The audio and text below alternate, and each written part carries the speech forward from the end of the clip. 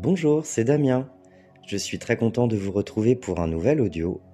Aujourd'hui, je vais vous lire le chapitre Le voyage de l'âme. Alors, je rappelle que je fais une lecture de chacun des chapitres du livre Le chemin spirituel, un livre que j'ai écrit. Et donc, pour une meilleure compréhension, je vous invite à écouter les 5 premiers audios, qui sont les 5 premiers chapitres du livre. Je vais commencer la lecture du chapitre Le voyage de l'âme, et je vous souhaite une bonne écoute.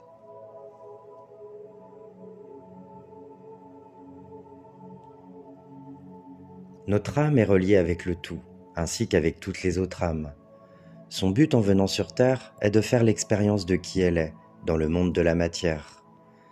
Elle nous guide pour donner un sens à notre vie et connaît les meilleures décisions et les meilleures choses à faire pour atteindre nos aspirations et nous réaliser. Son histoire est belle et c'est la nôtre. Il fut un temps où l'âme était en sécurité dans la source, fondue dans l'unité, comme dans un océan d'amour que l'on peut voir comme une immense sphère d'énergie. Puis il y a eu des mouvements, comme des contractions semblables à celles de la naissance, qui ont entraîné une expulsion. Ces particules d'énergie ont été comme projetées, ce qui a donné naissance à l'âme à un moment donné. Quand l'âme naît dans le but de vivre ses expériences, elle a donc toute la connaissance du Créateur au plus profond de sa conscience.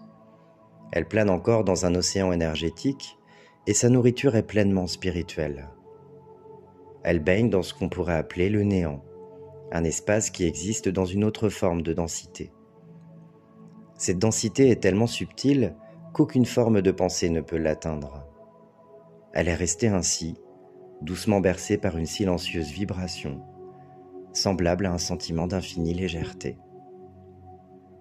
L'âme prend donc peu à peu naissance, sans forme et sans pensée, et elle n'est pas autre chose qu'un point de conscience qui a en lui tout ce qu'il faut pour devenir une âme prenant les chemins qui lui conviennent. Ce fut le commencement d'un beau voyage dans cet espace total de créativité, sombre et inconnu, mais riche d'expériences possibles. Imaginez-vous qu'il y ait plus de planètes dans l'univers que de grains de sable se trouvant sur Terre. La Terre est un lieu d'expérimentation, comme il y en a beaucoup d'autres dans l'univers. Lorsque le choix a été fait, l'âme a donc commencé à faire l'expérience d'elle-même et de la dualité, avec ce sentiment de séparation qui a créé en elle une première blessure. Elle est d'abord passée par des planètes adaptées à ce qu'elle est en tant qu'énergie pour développer son point de conscience, qui a grandi avec les expériences acquises dans le choix qu'elle a fait de la matière ou de la non-matière. L'âme a donc choisi d'évoluer à tel ou tel endroit de l'univers, de vivre des expériences sur diverses planètes, et a eu un apprentissage afin de pouvoir découvrir sa propre existence et d'en avoir conscience. Bon nombre d'entre nous ont déjà vécu de nombreuses vies terrestres sous différentes formes, minérales, végétales, animales, êtres humains, et dans d'autres dimensions, d'autres lieux de l'univers. Aujourd'hui, nous sommes sur Terre et nous avons tous pris des chemins différents. Notre âme est la somme de toutes ces expériences que nous avons vécues depuis que nous nous sommes détachés de la source. C'est elle, cette énergie de vie et d'amour, qui nous donne la possibilité en tant qu'être humain de vivre dans un corps physique, solide, liquide, gazeux, et qui nous a donc menés là où nous sommes aujourd'hui. Nous contenons des informations en grand nombre, car les mémoires de cette vie et des vies passées sont inscrites dans notre âme. C'est la source de nos blessures, de nos aspirations et de nos aptitudes, incluant le niveau de développement de chacun d'entre nous. À partir du moment où nous sommes alignés, toute la puissance qui est en nous et qui demeure dans notre moi divin peut se manifester dans la matière. L'alignement commence par le contrôle de la personnalité par l'âme. En fait, l'âme sert d'intermédiaire entre nous et notre moi divin, jusqu'au moment où nous serons capables de réaliser que nous sommes ce moi divin. Sur Terre, nous sommes incarnés pour vivre une expérience en tant qu'homme ou femme. Mais notre personnalité ne nous définit pas. C'est le rôle que nous jouons d'une existence à l'autre. Ce qui nous définit réellement est la somme de tous les savoirs, le résultat de tous les apprentissages que nous avons faits pendant ces vies, Nous sommes bien plus que ce que nous pensons de nous-mêmes. L'important est d'avoir conscience de notre infinitude, de ce que nous sommes au-delà de la matière en tant qu'âme et en tant qu'être divin.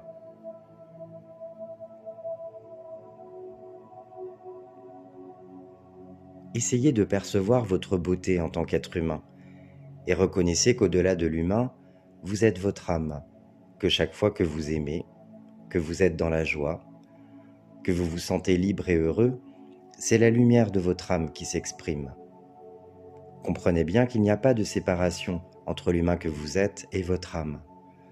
Votre âme est en permanence avec vous, puisqu'elle est vous.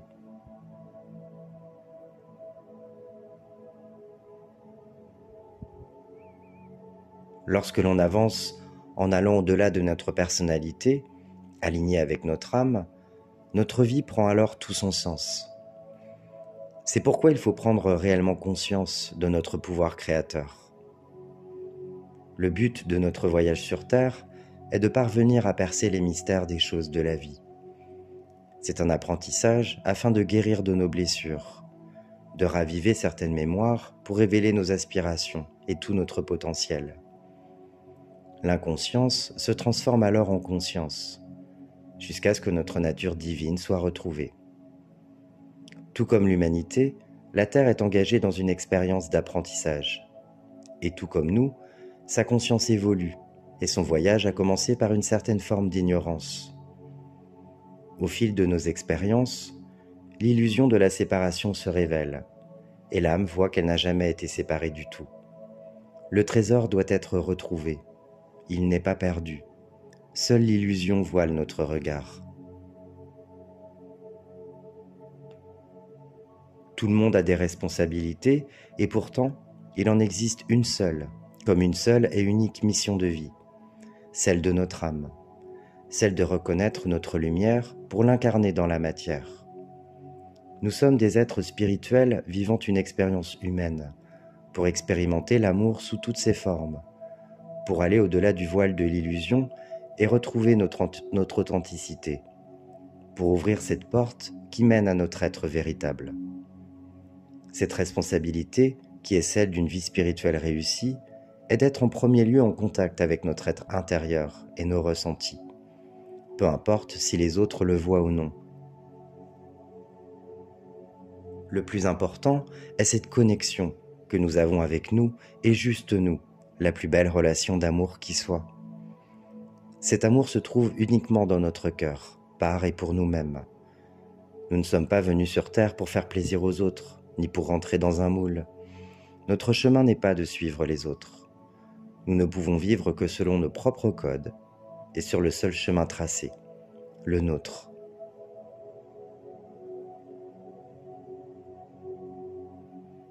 Nous sommes venus pour apprendre et évoluer, pour exprimer cet amour qui se trouve en chacun de nous, pour faire ressortir ce que nous avons de plus beau en notre âme. Quand nous quitterons le plan terrestre, nous n'emporterons rien, pas d'argent, pas de voiture, pas d'emploi. Réussir sa vie, c'est être en contact avec le monde et communiquer sa passion. C'est connaître la joie, la liberté, l'amour.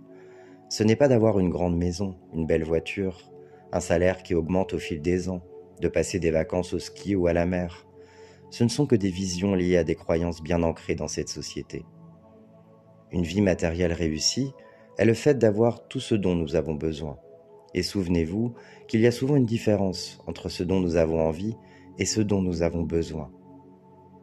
Nous ne sommes pas obligés de posséder toujours plus pour être heureux. Le bonheur n'est pas dans la surconsommation ou dans un quelconque conditionnement social. Il n'est pas dans le matérialisme, mais au plus profond de notre être. C'est pourquoi il faut restaurer la connexion avec son âme et s'écouter profondément, en allant au-delà de tout ce qui nous a été inculqué. Notre authenticité doit prendre le pas sur notre ego.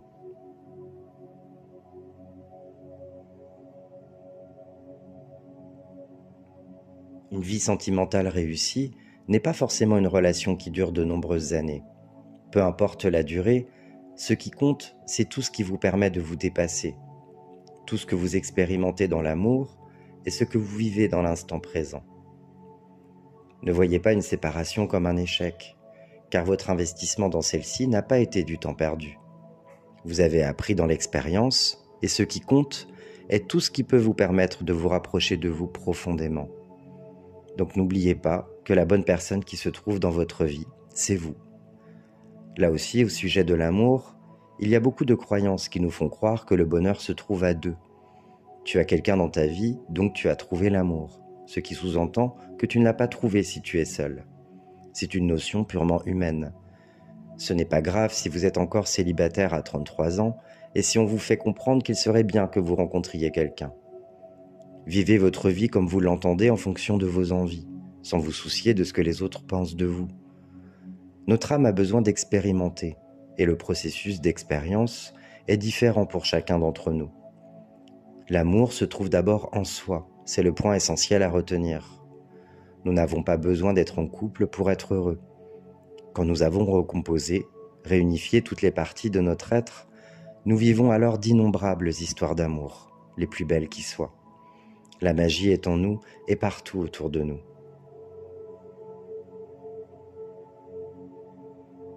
Le chemin spirituel est avant tout un chemin de reconnexion à soi. Toutes nos expériences, aussi difficiles soient-elles parfois, nous invitent à aller vers cela, à nous libérer pour mieux nous reconnecter à notre âme et incarner la lumière. C'est pourquoi vous êtes dans une ouverture spirituelle. Donc voyez toujours vos expériences en allant au-delà de l'humain et agissez pour votre lumière et son expansion. Cela demande de surmonter certains obstacles en termes de positionnement et de choix, dans le sens où on doit souvent se positionner en allant au-delà de certaines croyances limitantes qui appartiennent au collectif ou à notre entourage, ce qui nous permet aussi de faire face à des peurs pour mieux nous en libérer. La foi est votre allié par votre ouverture spirituelle, donc maintenez le cap sur cette lumière que vous percevez et qui éclaire votre avenir. Restez confiant que vos choix, même s'ils ne sont pas validés par ceux qui vous entourent, porteront leurs fruits pour vous permettre de vivre pleinement votre vie en accord avec qui vous êtes.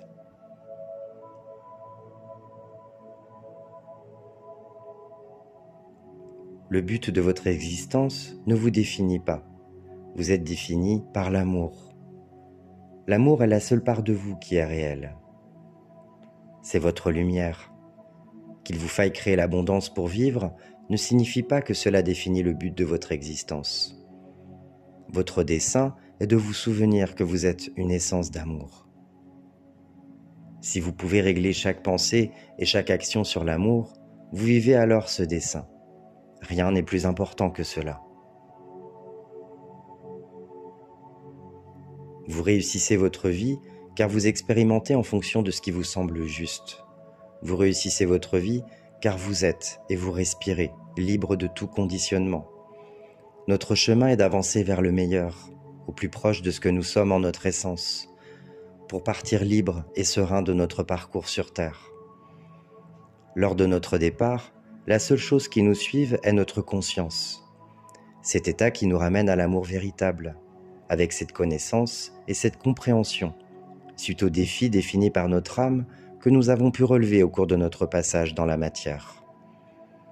C'est l'amour qui peut nous permettre de relever tous les défis. L'amour et rien d'autre. Ce sont ces instants où nous nous écoutons profondément, où nous ne laissons pas la place aux doutes et aux peurs. Ce sont ces instants où nous sommes dans l'ouverture et l'acceptation, où nous cessons d'accuser les autres et prenons la responsabilité de ce qu'il y a dans notre vie, en faisant le travail nécessaire sur nous-mêmes.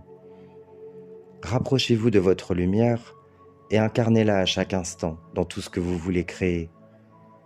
Suivez le courant divin en ayant confiance en vos ressentis profonds, ceux qui vibrent pleinement amour en vous.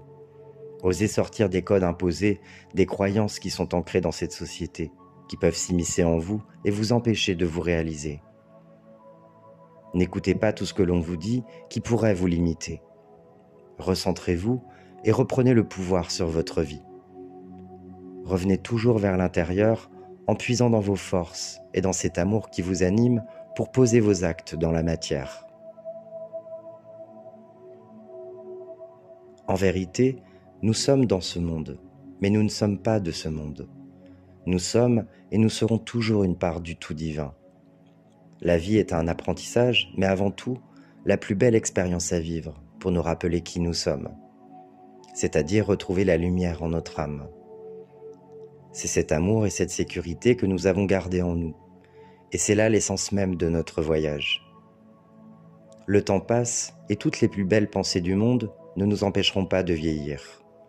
L'âme, elle, ne cherche pas à rester jeune, elle est intemporelle. Si vous regardez bien dans le miroir, vous pouvez voir que votre visage change, mais qu'en même temps, il y a quelque chose derrière vos yeux qui ne change pas.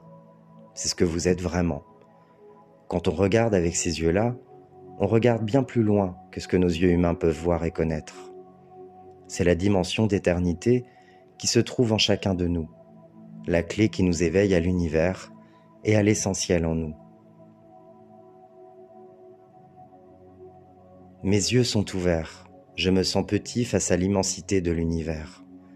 Si je ferme les yeux, je me rends compte que l'univers est là, que tout est en moi. Je suis dans un espace hors du temps, parmi les étoiles.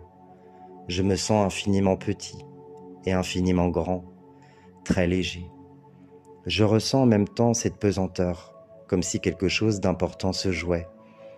J'entends les sons dans l'univers. Tout est vibration, infini. Je rouvre les yeux, vu de l'intérieur. Je me retrouve dans un vaste océan. Les yeux rivés vers le ciel, je flotte. Je ressens encore cette légèreté, mais aussi le bruit de l'eau, limpide. Tout est calme. Je me laisse porter et me retrouve sur le rivage. Je sens le sable chaud et la douceur des vagues sur mes pieds. Tout est caresse. Le soleil sur mon front, je marche. Je sens mes pas s'enfoncer dans le sol. Puis mon corps s'embrase. Je me retrouve à nouveau près des étoiles. Tout est clair, vivant, vibrant. Je suis léger, une part du tout divin. Je suis redevenu poussière, une poussière d'étoiles.